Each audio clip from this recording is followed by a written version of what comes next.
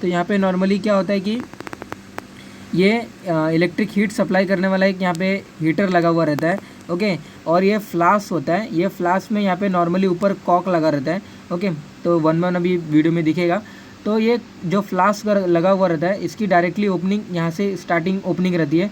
और नॉर्मली अगर आप ध्यान से देखेंगे तो ये जो ओपनिंग लगी हुई है ये बहुत ही माइन्यूट यहाँ से जो इसकी ओपनिंग रहती है डायरेक्टली ये ओपनिंग यहाँ पे हुई है। ओके, और ये जो ऊपर से जो बाहर से सराउंडिंग में जो यहाँ पे कांच यानी कि जो ग्लास लगा हुआ है यहाँ पे हम क्या करते हैं बाहर से कोल्ड वाटर यानी कि यहाँ पे सप्लाई करते हैं। तो होता क्या है कि ये जो फ्लास्क में हम कोई भी मेडिसिन रखते हैं यानी कि कोई भी ड्रग्स रखते हैं वहाँ पे नॉर्मली हम पेटल्स का यूज़ करते हैं यानी कि जो पंखुड़ियाँ होती हैं। पंखुड़ियाँ कौन सी, जो हमारे रोज़ के होते हैं, जो हमारे लोटस के जो ये सब पेटल्स होते हैं इसको हम यहाँ पे रखते हैं। तो नॉर्मली कभी कभी हम अगर हमें गुलाब अर्क बनाना है वहाँ पे हम क्या करते हैं कि सिर्फ जो गुलाब की पंखुड़ियाँ यानी कि सिर्फ रोज़ पेटल्स रखते हैं। लेकिन कभी कभी क्या होता है कि हमें अलग फॉर्म ऑफ मेडिसिन बनाना रहता है यानी कि यवानी अर्क हो गया। ओके, देन अगेन वहाँ पे हम अलग से शया अर्क हो गया। ओके, तो डिफरेंट अर्क बनाना रहता है यानी कि वहाँ पे हम एक जो हमारा मेन ड्रग रहता है उसके साथ साथ हम अलग ड्रग्स को भी रखते हैं। सच एस वहाँ पे हम छार रखते हैं। छार मतलब वहाँ पे हम किसी भी चीज़ के भस्म को रखते हैं, लवण भी रखते हैं यानी नमक भी रखते हैं। तो डिफरेंट नमक यानी कि संवरचल लवण, रोमक लवण, सैंधो लवण। ओके, देन बीड़ लवण। ओके, तो यहाँ पे जो कभी कभी हम क्या होते हैं कि सिर्फ एक अलोन मेडिसिन रखते हैं, एक अलोन ड्रग रखते हैं, या फिर हम कंबाइन फॉर्म ऑफ मेडिसिन रखते हैं। तो होता क्या है कि उसको पानी के साथ कंबाइन करते हैं। जो भी ड्रग रख रहे हैं, मिक्सचर रख रहे हैं या फिर सिंगल रख रहे हैं, उसको पानी के साथ मिक्सचर करने के बाद जो उसका जो वहाँ पे हम डायरेक्टली हीट दे रहे हैं।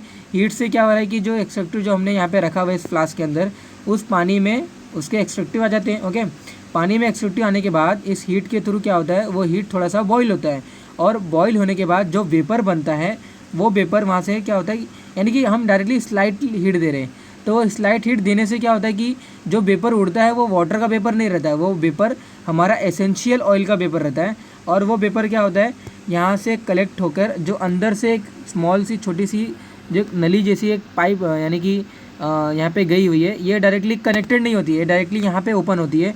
और जो बाहर के साइड में ये जो लगा हुआ रहता है इसको हम अरनाल या फिर हम डायरेक्टली आयुर्वेद के लैंग्वेज में अगर बोले तो आलवाल बोलते हैं। ओके, तो ये जो पाइप बाहर से लगी हुई है ये इनसाइड के रिलेशन में कोई इसका कांटेक्ट नहीं आता है।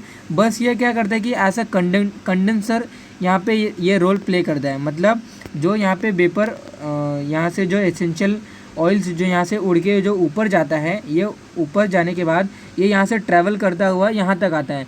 तो ड्यूरिंग दिस ट्रैवल जो वेपर जो यहाँ से जा रहा है उसको कंडेंसर यानी कि कंडेंसेशन यहाँ पे होता है।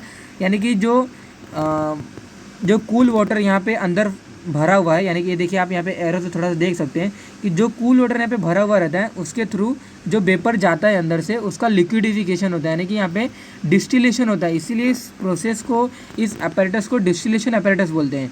ओके, तो जो यहाँ पे वेपर जाता है इन द ट्रैवलिंग, जो ट्रैवल करता है वो लिक्विड में कन्वर्ट हो जाता है, और वो लिक्विड हम डायरेक्टली इस छोटे से फ्लास्क में कलेक्ट कर लेते हैं। ओके, और इस कलेक्ट करने के बाद इसका फिर से अगर कोई वेपर बना हुआ है तो इसको फिर से कंडेंस करने के लिए यहाँ पे अनदर लिक्विड पॉट या फिर लिक्विड मीडिया यहाँ पे यूज़ करते हैं। ओके, तो कहने का मतलब ये है कि जो एसेंशियल ऑयल था वो वेपर फॉर्म में उड़ा, वेपर फॉर्म में इसका इवेपोरेशन होता है, और इवेपोरेशन होने के बाद वो ट्रैवल करता है। तो ड्यूरिंग दिस ट्रैवल उसका कंडेंसेशन होता है। ड्यूरिंग कंडेंसेशन वो वेपर में लिक्विड में कन्वर्ट होता है, और वेपर से लिक्विड में कन्वर्ट होने के प्रोसीजर को ही हम डिस्टिलेशन बोलते हैं, और वो वेपर यहाँ पे कलेक्ट हो जाता है। ओके, जो वेपर कलेक्ट हुआ है in the form of liquid उसी को हम अर्क बोलते हैं। और अर्क बनाने के लिए ये जो अपैरेटस यहाँ पे यूज़ हुआ है, इसी को, इस अपैरेटस के थ्रू ये अर्क बना हुआ है, तो इसी को हम क्या बोलते हैं, अर्क कल्पना बोलते हैं। ओके, तो अभी हम ये वीडियो देखेंगे। ओके, तो यहाँ पे अभी आप देख सकते हैं, मैंने अभी बताया कि ऊपर से हम यहाँ पे कॉर्क लगाते हैं। ओके, कॉर्क लगाते हैं इसलिए क्योंकि एसेंशियल जो वेपर है वो बाहर ना निकल पाए। ओके, तो ये देखिए यहाँ पे अभी आपको थोड़ा सा दिख सकते हैं कि ये तो यहाँ पे वेपर बन रहा हुआ है। ये वेपर क्या होता है कि ये ऊपर के थ्रू उड़ता है और यहाँ पे अंदर से होते हुए जाके तो इसका कंडेंसेशन होता है, ये यहाँ पे कोल्ड हो जाता है, यानी कि कोल्ड मिलने की वजह से यहाँ पे इसका जो वेपर जो बना हुआ रहता है उसका कंडेंसेशन होता है, यानी कि लिक्विड फॉर्म में कन्वर्ट हो जाता है। ओके, तो कन्वर्ट होने के बाद यहाँ पे फ्लास्क में कनेक्ट हो जाता है। तो ये होता क्या है कि इसका हम थियरी पार्ट नेक्स्ट स्लाइड में देखेंगे। ओके, तो इसके वजह से होता क्या है कि हम यहाँ पे ये कल्पना इसलिए करते हैं क्योंकि जो हम यहाँ पे स्वरस, कल्क, क्वात ये सभी जो बनाते हैं तो ये इसकी एक नेगेटिव पॉइंट ये रहता है कि इसकी जो पैलेटेबिलिटी रहती है। ओके, तो नॉर्मली हम जो स्वरस, कल्क, क्वात, चूर्ण, हिम, फांट ये सभी जो पंचविध कषाय कल्पना के अंतर्गत जो आता है, ये पहली बात तो जो इनका जो टेस्ट होता है, ये टेस्ट इनका यानी कि ये टेस्ट लेस, ऐसा हम बोल सकते हैं कि ये टेस्ट में अच्छे नहीं रखते हैं। क्योंकि अगर मैं बात करूँ कि आप तीखे यानी कि कड़वे रस के यानी कि कड़वे हर्बल ड्रग्स का आप काढ़ा पियो तो it is difficult to ingest और डिफ़िकल्ट टू ड्रिंक। ओके, तो ये पीने में या फिर इनके जो इनकी जो टेस्ट होती है प्रॉपर टेस्ट नहीं होती, यानी कि ये अच्छे टेस्ट नहीं रहते। और ऊपर से इसका जो सेकंड नेगेटिव इफेक्ट आता है कि ये क्या होते हैं, ये टिकाऊ नहीं होते, यानी कि इनकी पैलेटेबिलिटी कम होती है। यानी कि जो हमने जो स्वरस बनाया है, यानी कि मैं तुलसी स्वरस की बात कर रहा हूँ, आर्द्रक स्वरस की बात कर रहा हूँ, तो होता क्या कि आर्द्रक से निकाला हुआ एक्सेप्टिव आर्द्रक स्वरस होता है, तुलसी के पत्तों का जूस निकाला हुआ तुलसी स्वरस होता है। तो तुलसी स्वरस जो होता है या फिर जो आर्द्रक स्वरस है, ये इमीडिएट यूज़ रहते हैं, यानी कि इनकी पैलेटेबिलिटी बहुत कम होती है और ऊपर से इनमें कोई टेस्ट नहीं है। ओके, टेस्ट में अच्छे नहीं लग रहे हैं। तो दो चीज़ का निगेटिव इफेक्ट होने की वजह से ये जो है आयुर्वेद सिस्टम में अर्क कल्पना नहीं आती है।